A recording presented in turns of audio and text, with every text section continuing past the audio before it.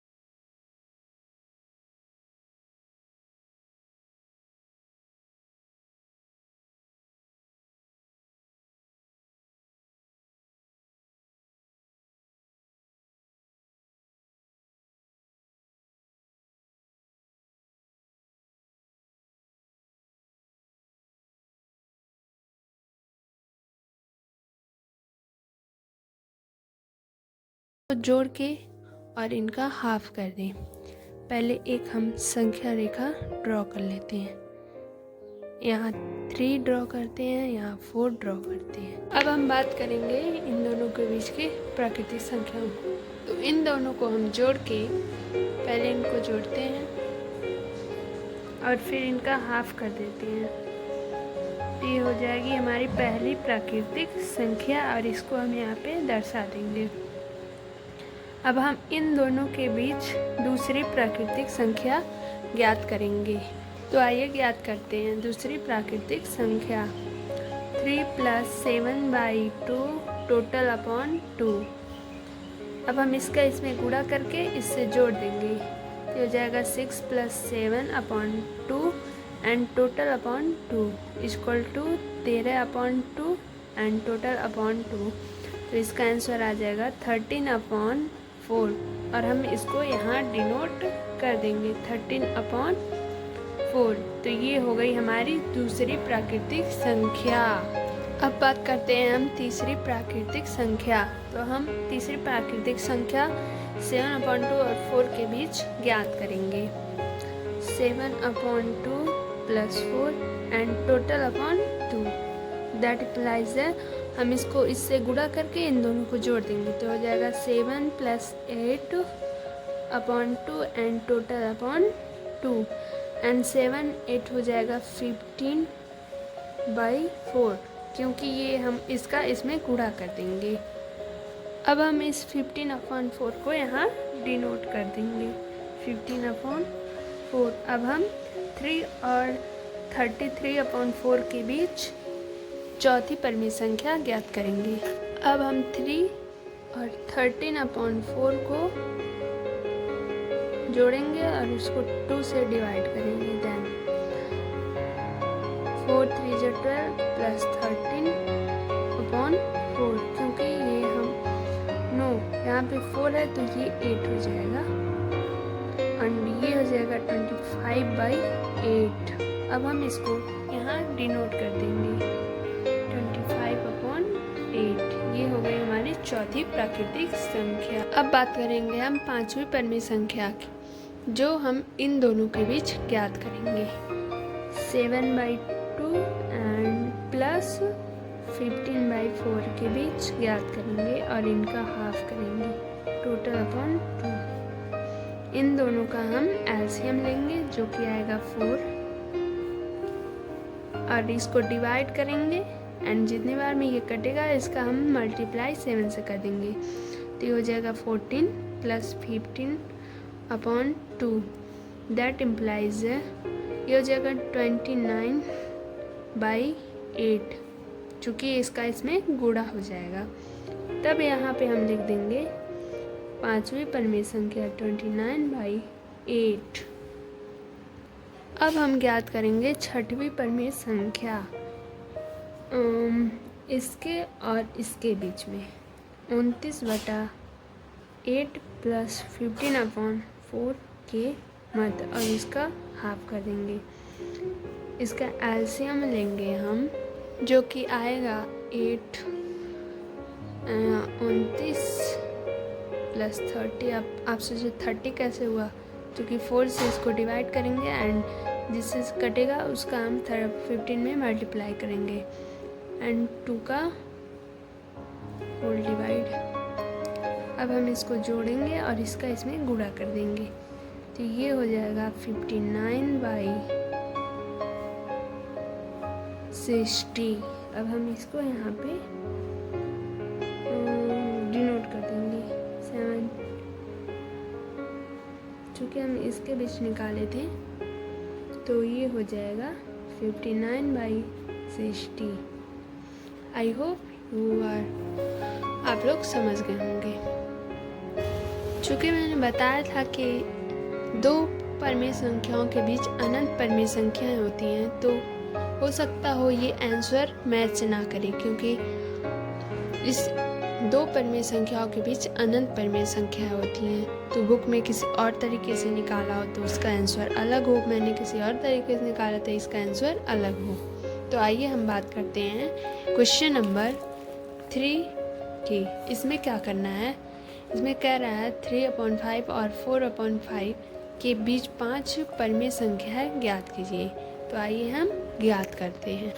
सबसे पहले हम एक संख्या रेखा ड्रॉ कर लेंगे इस तरह से और यहाँ पे लिख देंगे 3/5 एंड यहाँ पे लिख देंगे 4/5। अब हम इनके मध्य, तो आइए हम ज्ञात करते हैं पहली प्राकृतिक संख्या, पहली परिमेय संख्या, पहली परिमेय संख्या।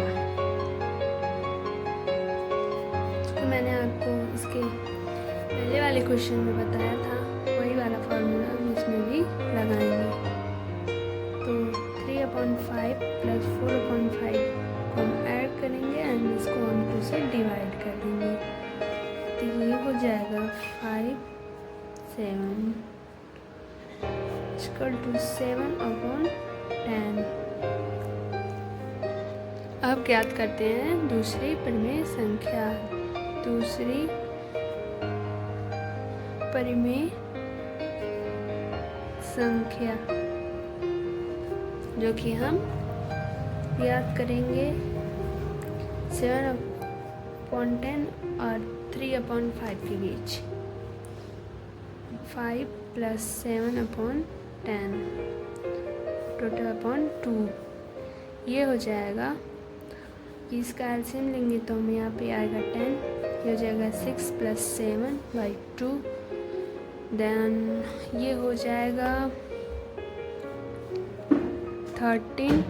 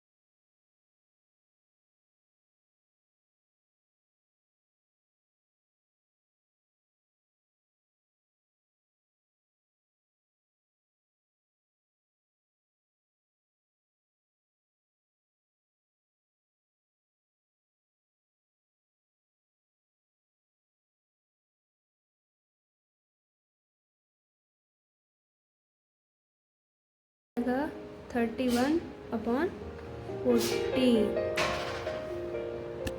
अब हम 3/5 एंड 4/5 के बीच 5 परमेय संख्या लिखेंगे, जैसा कि हमने यहाँ पे ज्ञात किया है। 13/20, 7/10 और 29/40। तो हम यहाँ पे इसको लिखते हैं। चलिए, 13/10,